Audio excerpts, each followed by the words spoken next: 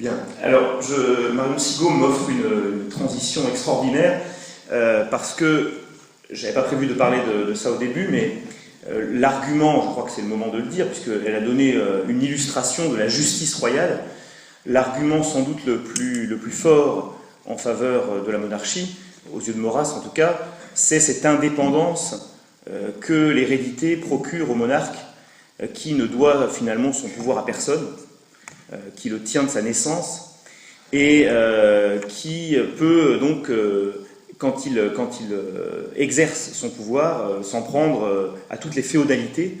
Et l'histoire de l'Ancien Régime, quand elle est bien comprise, c'est une lutte en réalité du pouvoir royal contre les féodalités de tous ordres d'ailleurs. Pas seulement les officiers donc, qui possédaient leurs charges, mais la noblesse en général, les grands, etc.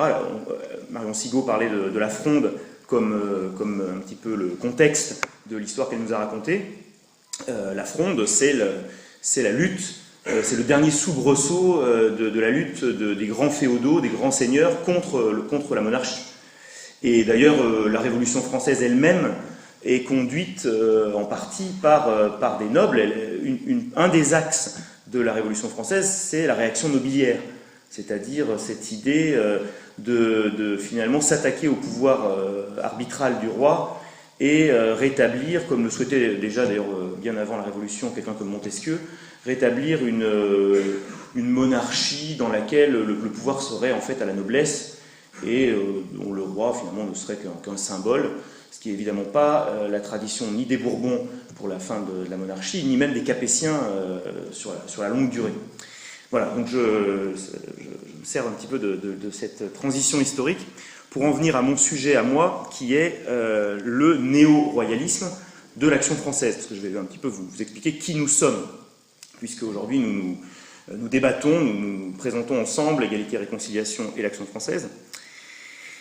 Alors c'est un royalisme qui, donc celui de l'Action française, qu'on peut qualifier de néo-royalisme, c'est un royalisme qui, s'il veut ressourcer la France dans ses origines les plus profondes, la monarchie c'est un moyen aussi de nous rattacher à notre longue histoire, la France n'a pas commencé en 1789, donc s'il veut, ce royalisme, ressourcer la France dans ses racines les plus lointaines, ce n'est pas pour autant un mouvement réactionnaire. J'avais cette discussion avec Alain Soral à Paris lors d'une réunion publique que nous organisions, et effectivement, réactionnaire au sens marxiste du terme, c'est-à-dire vouloir revenir à des formes d'organisation sociale antérieures, ça n'a jamais été le programme de l'Action française. L'Action française n'a jamais été un parti d'aristocrates, par exemple, absolument pas.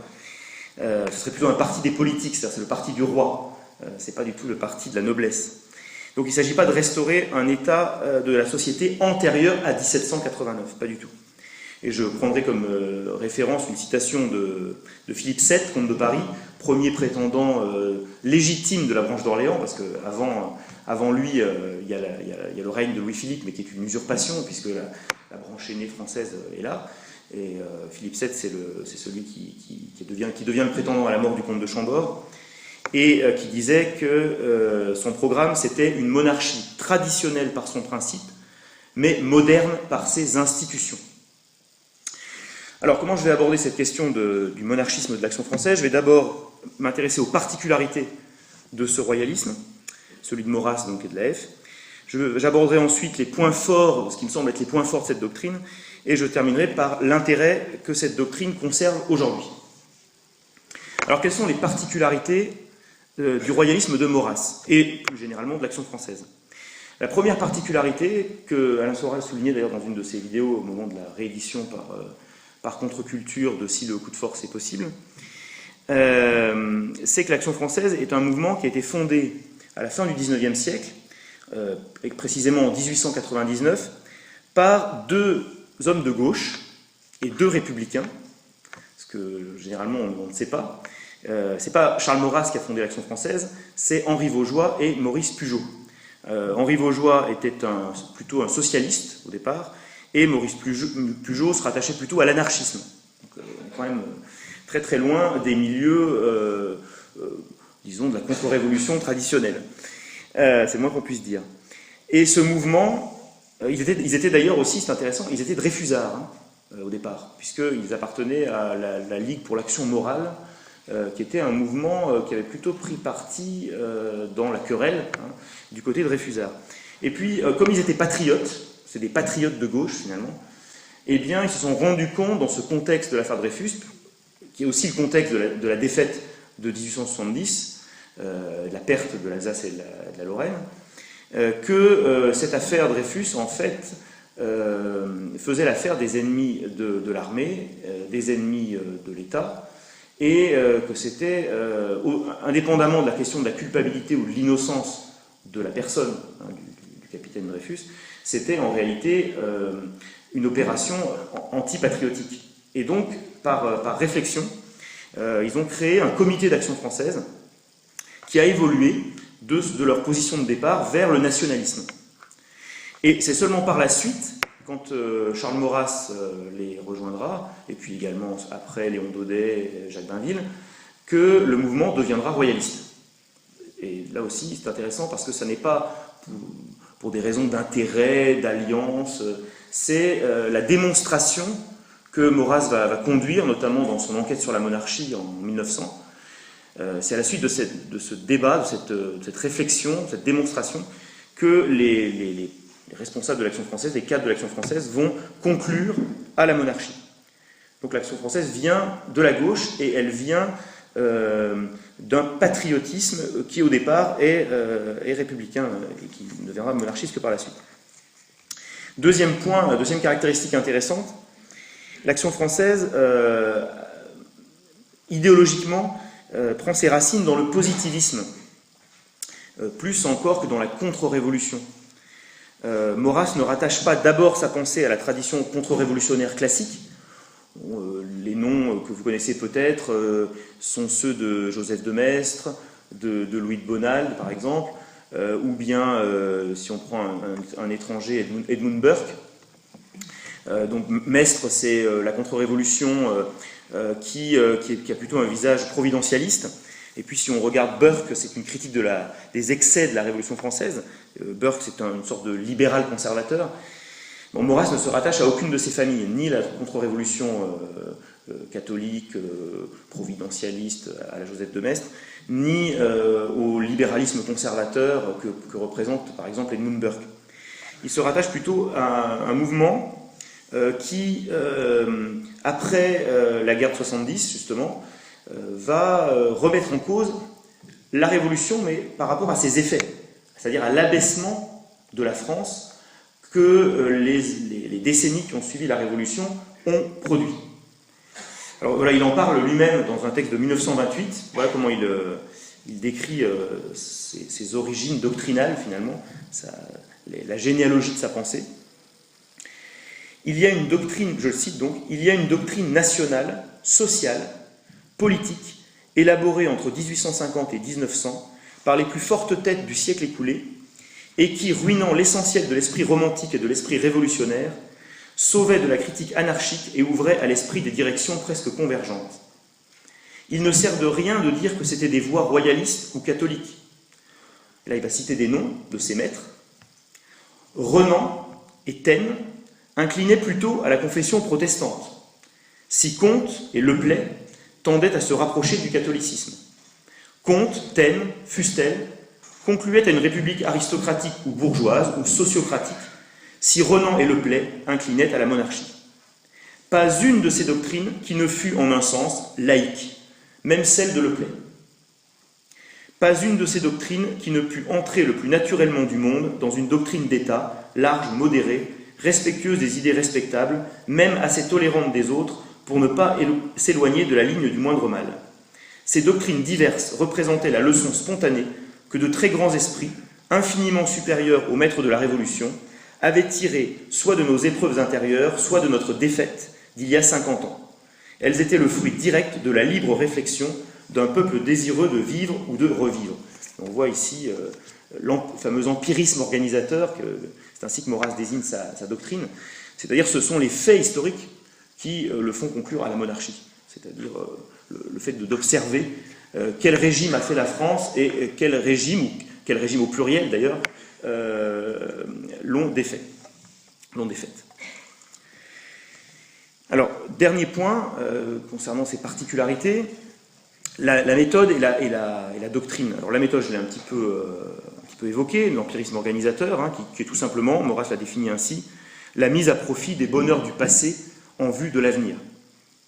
C'est donc une démarche historique, une démarche inductive, qui vise à dégager des lois relatives, voilà, tirées de l'histoire. Ce n'est pas un déterminisme, hein, Maurras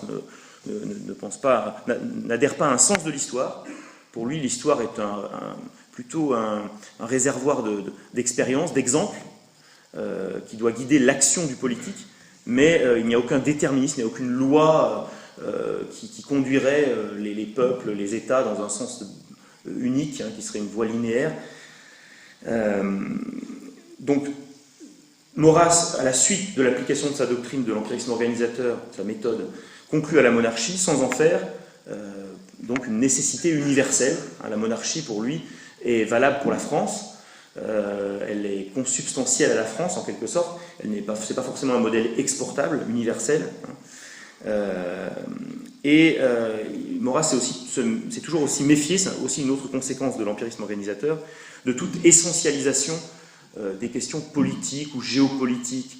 Voilà, j'ai assisté il n'y a pas très longtemps à une conférence de quelqu'un d'assez proche de l'Action française pourtant, mais qui analysait un peu les rapports historiques entre les États européens et qui, à mon sens, les essentialisait trop. Vous voyez, par exemple, Maurras, dans un livre qui s'appelle « Quel est Angers ?», à la fin du XIXe siècle, explique que la France, elle doit avoir une politique étrangère, elle doit défendre ses intérêts. Et la défense de ses intérêts peut l'amener à s'allier, pourquoi pas, à l'Angleterre, ou même à l'Allemagne. D'ailleurs, dans le contexte où Maurras écrit, c'est assez curieux, hein, parce qu'en plus, Maurras était assez germanophobe, donc on ne s'attend pas à ce qu'il donne ce genre de directive. Mais, vous voyez, il n'y a pas d'absolu en histoire, il n'y a pas de fatalité, il n'y a pas de déterminisme absolu, et les alliances sont réversibles. Hein, on parlait de l'Ancien Régime, et on pourrait parler du renversement des alliances aussi au XVIIIe siècle, où la France était... Les Habsbourg, c'était l'ennemi, l'Autriche, c'était l'ennemi, et puis la monarchie a eu la prescience de voir que la puissance montante en Europe, ça allait être la Prusse, que l'ennemi de demain, ça allait être la Prusse, et effectivement, c'est la Prusse qui va faire l'unité allemande, c'est la Prusse qui va nous vaincre justement au XIXe siècle, et qui va être à l'origine de l'Empire allemand. Donc le roi, justement, par son indépendance, a été capable d'aller contre l'opinion, et de retourner son système d'alliance. Voilà. Donc pas d'absolu dans l'empirisme organisateur. Et puis la doctrine de la monarchie, Maurras, sa monarchie finalement telle qu'il l'envisage, il l'a définie dans une formule qu'on appelle le quadrilatère maurrassien, puisqu'il y a 4 adjectifs. C'est une monarchie traditionnelle, héréditaire, anti-parlementaire et décentralisée. En fait, tout est dans cette formule. Traditionnelle, parce que la monarchie nous rattache au passé, donc il ne s'agit pas d'inventer une monarchie, c'est un lien entre le passé et l'avenir, donc on reçoit un héritage. Héréditaire, parce que comme je vous le disais tout à l'heure, en préambule, le bienfait c'est pas la monocratie qui intéresse Maurras, hein, le bienfait des institutions monarchiques pour Maurras vient de l'indépendance procurée au roi par sa naissance, par le fait qu'il ne tient pas son pouvoir d'un parti, d'une clique quelconque. Donc c'est bien une monarchie héréditaire. Anti-parlementaire, alors c'est peut-être l'adjectif qui est le plus lié au contexte. Maurras écrit sous la Troisième République, les gouvernements changent parfois tous les 2 ou 3 mois, il y a une grande instabilité, et Maurras critique beaucoup le régime parlementaire. Et décentralisé, et là il faut faire le lien entre les deux d'ailleurs, parce que la République a donné des droits politiques, mais ces droits politiques finalement n'aboutissent à rien, puisque le pouvoir est confisqué par des partis, est confisqué par des lobbies, qui justement s'expriment dans le parlementarisme, alors que Maurras, lui, qui a parmi ses maîtres, hein, j'ai cité tout à l'heure, Maurras citait lui-même Renan, Taine, Comte, Fustel de Coulanges, parmi ses maîtres, il y a aussi Pierre-Joseph Proudhon, et également Frédéric Mistral. Et Maurras a pensé à la décentralisation contre le jacobinisme, la nécessité de rendre à ce qu'il appelle le pays réel, son vrai pouvoir, sa vraie autonomie, hein, c'est-à-dire au peuple, bien avant de penser la monarchie. C'est intéressant de comprendre ce raisonnement de Maurras. Il a d'abord pensé la décentralisation, c'est-à-dire l'idée que le pouvoir tel qu'il est conçu dans la République jacobine est finalement un dessaisissement. Donc il a pensé, lui, la décentralisation, et ensuite il a envisagé la monarchie comme étant le moyen de la décentralisation. C'est-à-dire une autorité suffisamment forte, suffisamment indépendante au sommet de l'État pour décentraliser. La condition de la décentralisation aux yeux de Maurras, il expliquait à ses contradicteurs républicains que la République ne pouvait pas décentraliser parce qu'elle avait besoin de contrôler l'opinion. Le roi est suffisamment indépendant de l'opinion pour pouvoir décentraliser et pour pouvoir lui-même concentrer son autorité sur les fameuses fonctions régaliennes et notamment la justice dont Marion Sigaud parlait tout à l'heure. Alors je vais essayer d'accélérer un petit peu. Les mérites de cette doctrine, c'était ma deuxième grande partie. Le premier mérite, c'est un mérite politique. Maurras nous montre qu'il y a une formule française de l'ordre, encore une fois, qui n'est pas forcément la même pour tous les peuples, et que cette formule, c'est la monarchie traditionnelle, puisque c'est cette institution qui a, au fil des siècles, forgé la France, qui n'était pas une nécessité ni ethnique ni géographique. Elle n'est pas une nécessité ethnique parce que la France, bien sûr, il y a la composante celtique, mais bien sûr les Romains sont venus aussi, et puis il y a eu les invasions germaniques avec les Francs, donc c'est un composé, comme dit Jacques Bainville. Et puis les frontières naturelles, ça c'est un mythe républicain, les frontières naturelles, hein. Le Rhône a été une frontière, la Loire aurait pu être une frontière, en réalité il n'y a pas de frontières naturelles, il n'y a que les pays qui sont des îles qui ont des frontières naturelles, voilà. Ça n'existe pas. Un cours d'eau, un relief, n'importe lequel peut être une frontière naturelle. Donc en réalité ce qui a fait la France, ce ne sont ni les frontières naturelles, ni une homogénéité ethnique quelconque qui n'a jamais existé, mais c'est la continuité de l'État monarchique pendant des siècles qui a agrégé au petit domaine royal de départ un certain nombre de provinces. Voilà. Et qui a ensuite établi, comme le montre bien l'historien François Bluch, sur cette agrégation de territoires, une même souveraineté. C'est-à-dire qu'au départ, le roi est suzerain, il est le seigneur des seigneurs, et puis progressivement, il va devenir souverain, comme Marion Sigaud le montrait tout à l'heure, c'est-à-dire qu'il va mettre de côté les féodaux, mettre de côté les seigneurs pour établir une vraie souveraineté qui est à l'origine de l'État moderne, et comme elle l'a très bien montré aussi finalement, à l'origine de l'État de droit. Ce qui est assez intéressant. Ce n'est pas la République qui a fait l'État de droit en France. Deuxième mérite, le mérite identitaire, je dirais. On parle beaucoup d'identité aujourd'hui. Finalement, l'avantage de la conception que se fait Maurras de la nation, c'est que c'est une conception qui n'est pas racialiste, qui n'a rien à voir avec le nationalisme allemand, par exemple, qui est un pan-germanisme, où il s'agit de rassembler le peuple allemand qui au départ, c'est que l'Allemagne est un État récent, hein. L'Allemagne fait son unité au XIXe siècle seulement, comme l'Italie. Et donc, forcément, le nationalisme allemand est un pan-germanisme, c'est-à-dire qu'il s'agit de rassembler dans un même État les gens qui sont de même ethnie et de même langue. Voilà. Et la France, c'est pas du tout ça, comme je viens de vous le montrer. Donc, le nationalisme tel que nous le concevons, nous, c'est un nationalisme qui n'a rien à voir avec le racialisme. Et c'est aussi un nationalisme et une conception de la nation qui n'a rien à voir avec on va dire, le contractualisme républicain, ou l'idée que certains républicains, en tout cas, je fais des nuances, se font de la nationalité, c'est-à-dire une pure adhésion individuelle, voyez, abstraite. Vous êtes français parce que vous pouvez adhérer à la trilogie maçonnique, liberté, égalité, fraternité, puis vous êtes français parce que vous apprenez par cœur la Marseillaise, et puis surtout voilà, parce que vous avez des papiers. Ça, c'est une conception abstraite, purement juridique, qui est malheureusement la conception républicaine aujourd'hui, la seule, hein, parce que je vous disais, les frontières naturelles, c'était un peu une conception républicaine à un moment donné, pour essayer de nier l'importance de la monarchie dans la construction de la France, et de l'Église aussi d'ailleurs, de prétendre qu'il y avait finalement une naturalité de la France, donc on n'avait besoin ni du roi ni de l'Église. Ça, c'était un mythe. Voilà, nos ancêtres les Gaulois, c'est pareil, hein, c'est un mythe républicain. Parce que la France, c'est pas la Gaule. Hein, vous savez que la Gaule, ça dépassait largement le cadre de la France. L'Italie du Nord faisait partie de la Gaule, hein, donc ça n'a absolument rien à voir.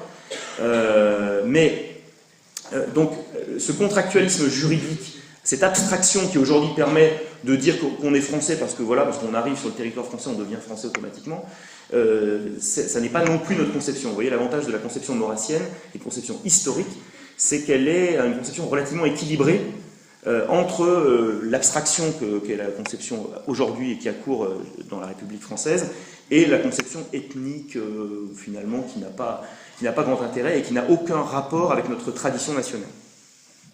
Troisième mérite, le mérite philosophique. Maurras ne fait pas de la nation un absolu, c'est intéressant aussi. Souvent on a mal interprété sa formule du nationalisme intégral. Quand il parle de nationalisme intégral, il désigne la monarchie. Je vous mets au défi de trouver un texte de Maurras dans lequel il emploie l'expression nationalisme intégral pour désigner autre chose que la monarchie. Autrement dit, l'adjectif intégral ne qualifie pas l'intensité du nationalisme. Ça veut simplement dire que la monarchie correspond intégralement à ce que demande le nationalisme. Donc ça ne porte pas sur l'intensité du nationalisme. Ce n'est pas un nationalisme absolu. Et il est intéressant de remarquer que pour Maurras, la nation est une forme politique. Il s'en explique très bien dans un texte qui s'appelle La politique naturelle, avant-propos à Mes idées politiques, le texte s'appelle Mes idées politiques, où il explique très bien que la seule chose qui soit un absolu en politique, c'est la nature sociale de l'homme. L'homme est un animal social, il est fait pour vivre en société. Alors, il le démontre par le petit homme qui ne peut pas survivre sans la cellule de base qui est la famille. Si ses parents ne sont pas là pour le nourrir, pour le vêtir, il meurt. Hein. Il n'a pas suffisamment d'instinct, comme beaucoup d'animaux hein, qui ont tellement d'instinct qu'ils peuvent quasiment vivre, être autonomes très tôt, hein, dès qu'ils naissent, ou peu s'en faut. Pour l'homme, c'est très différent. Donc l'homme est condamné, en quelque sorte, à être un animal social. Ça, c'est une loi d'airain. Mais la nation n'est pas une nécessité. Il y a eu d'autres formes d'organisation. Maurras prétend juste que c'est la forme d'organisation la meilleure dans le contexte présent. Voilà. Et il ajoute que la monarchie, dans le contexte présent et dans le contexte français, est l'institution qui garantira le mieux la nation. Vous voyez que Maurras est loin d'être quelqu'un qui ferait de la nation un absolu. En plus, il avait une conception de la civilisation qui pour lui était à la fois l'héritage gréco-latin et l'héritage chrétien. Pour lui, la civilisation, c'est, enfin, si on veut faire simple, et je pense qu'il serait d'accord, pour lui, la civilisation, c'est le catholicisme, en fait. Pour Maurras, c'est le catholicisme et la latinité, en fait, la civilisation. Et donc, c'est au-dessus de la nation. D'ailleurs, je vous donne un seul exemple. Pendant la Première Guerre mondiale, l'Action française, qui est un mouvement vraiment nationaliste, hein, Léon Daudet dénonçait les traîtres, etc. L'AF a soutenu tous les gouvernements républicains pendant la Première Guerre mondiale, y compris Clémenceau, qui était un ennemi politique d'avant-guerre. Vraiment, l'AF l'a soutenu. Et bien, malgré ça, l'Action française défendait la position du pape de l'époque, Benoît XV, qui voulait se placer en arbitre, qui voulait se placer au-dessus du conflit. Et beaucoup de nationalistes, dans tous les camps, d'ailleurs, ne comprenaient pas cette position. Hein. Eh bien, Maurras, l'Action française défendait cette position. On considérait que c'était normal, que c'était légitime, que le pape ne prenne pas parti, finalement. Vous voyez, c'est assez intéressant aussi. Alors, je termine en parlant d'aujourd'hui, de l'intérêt que cette doctrine présente aujourd'hui. Alors, certes, le contexte a changé, notamment parce que Maurras, il y a un terme, une opposition chez lui qui est très importante, c'est pays réel, pays légal. Maurras parlait en un temps où on pouvait effectivement opposer assez facilement un pays réel et un pays légal. C'est-à-dire, j'explique ce que Maurras entend par là. Le pays réel, pour lui, c'était la France issue de l'histoire. La France des clochers, la France des traditions, la France finalement du bien vivre, etc. Le mode de vie, les traditions qui se perpétuaient dans les familles. Ça, c'est le pays réel. La France qui travaille, la France qui vit, enfin, il y a beaucoup de définitions différentes du pays réel chez Maurras, mais finalement c'est ça, c'est la France construite par l'histoire, les familles françaises. Et puis le pays légal, c'est la République pour Maurras finalement. Et plus que la République, c'est l'idéologie républicaine, c'est-à-dire c'est cette idéologie issue de la philosophie des Lumières qui a considéré que la France allait être son véhicule. Voilà, la France allait servir de véhicule, un peu comme à l'époque, si on fait l'analogie avec l'Union soviétique. Hein, la Russie, véhicule du communisme, du bolchevisme, eh bien, voilà, la France véhicule de l'idéologie des Lumières, de l'idéologie des droits de l'homme. On voit bien que c'est aujourd'hui ce qui intéresse essentiellement la classe politique quand il parle de la France. Hein. Donc c'est ça le pays légal pour Maurras. Et puis les institutions qui défendent cette idéologie. Alors à l'époque, la fracture entre les deux est très nette. Et puis voilà, c'est très clair. 1905, vous voyez, quand l'État républicain s'en prend à l'Église, la France est vraiment partagée en deux. Il y a vraiment une forte... le pays réel se défend. Voilà. Ce qui s'est produit entre cette époque-là et la nôtre, finalement, c'est pas tellement le système républicain, l'école républicaine. C'est vrai que l'école républicaine a voulu déraciner les Français, notamment par rapport aux provinces, par rapport aux traditions locales, et puis aussi par rapport à l'Église. Hein. Il fallait sortir de l'esprit des Français tout ce qui pouvait rappeler l'Ancien Régime, c'est-à-dire principalement par les provinces et par l'Église. Mais ce qui a vraiment réussi à mettre à bas le pays réel, c'est beaucoup plus la société de consommation, l'américanisation, la standardisation des comportements, des modes de vie, disons, qui caractérisent l'évolution du capitalisme d'après la Seconde Guerre mondiale, que l'école républicaine. L'école républicaine, elle a échoué finalement dans son entreprise de déracinement, on pourrait dire. La République, elle a échoué à étouffer le pays réel. Mais le consumérisme, lui, il a assez bien réussi, malheureusement. Et donc on a l'impression que le pays réel n'existe plus. Vous voyez, la France traditionnelle, on se demande où elle est. Encore que, il me semble que quand on voit le mouvement, par exemple, qui a été suscité là, par la loi Taubira, on voit que finalement, l'opinion française, catholique, traditionnelle, existe. Certes, elle n'est plus majoritaire, vous voyez, c'est plus une majorité silencieuse comme avant, mais c'est devenu une minorité active qui est là, qui se fait entendre. Donc on peut réfléchir. Et puis le pays réel, ça n'est quand même pas que la France traditionnelle, catholique, etc. Sinon, avec la bourgeoisie catholique qui représente le pays réel, Maurras n'a jamais pensé ça. Hein. Il y a aussi le peuple, vraiment le peuple au sens large. Et là, je vais un peu sur le terrain d'Alain Soral, parce qu'il me semble que ce que George Orwell appelle la décence commune, ce qui caractériserait le peuple, finalement, en tant que tel, hein, c'est-à-dire le fait que, étant moins près des valeurs d'argent, eh bien, il garde un sens de la solidarité, de l'altruisme, etc. Il me semble que ça existe aussi. C'est-à-dire qu'on a un peuple du travail qui est respectable, qui est sain, et on a également, on le voit à travers ces manifestations là, qui durent depuis des mois, une bourgeoisie finalement catholique qui n'est pas totalement détruite et qui n'a pas totalement disparu comme on aurait pu le croire. Donc finalement, cette fameuse droite des valeurs et cette fameuse gauche du travail existent, et on va peut-être souhaiter qu'ils se rencontrent. Voilà. Alors je dirais juste une dernière chose pour conclure. Il y a un autre point qui me semble faire l'actualité de Maurras, c'est un peu paradoxal, c'est finalement ce qui était son talon d'Achille quand il était vivant.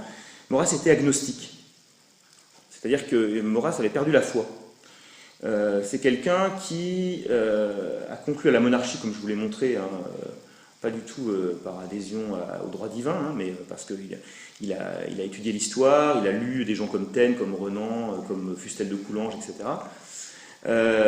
Et c'est quelqu'un aussi qui a défendu l'Église catholique comme le temple des définitions du devoir, disait-il. L'Église de l'ordre aussi. C'était pas du tout une instrumentalisation de l'Église, hein, contrairement à ce que certains ont pu dire. Maurras avait vraiment un profond respect pour l'autorité même ecclésiastique, ce que je vous disais à propos du pape Benoît XV. Il ne s'agissait pas de se substituer à elle, hein, ou de parler en son nom, mais il la défendait. Et ce qui est assez intéressant, c'est que son agnosticisme, donc c'était son talon d'Achille, parce que ses adversaires, évidemment, l'utilisaient contre lui, puisqu'on était à une époque, hein, dans la première moitié du XXe siècle, où il y avait encore, en gros, 50% des Français qui allaient à l'église tous les dimanches. Donc, ne pas être pratiquant, ne pas être un catholique pratiquant, et être à la tête d'un des principaux mouvements de la droite nationale. Je vous rappelle que l'Action française était un journal quotidien, qu'elle était une ligue avec des fédérations et des sections de partout. Hein. À Lyon, le siège de la section était Place Bellecour, la plus grande place de la ville.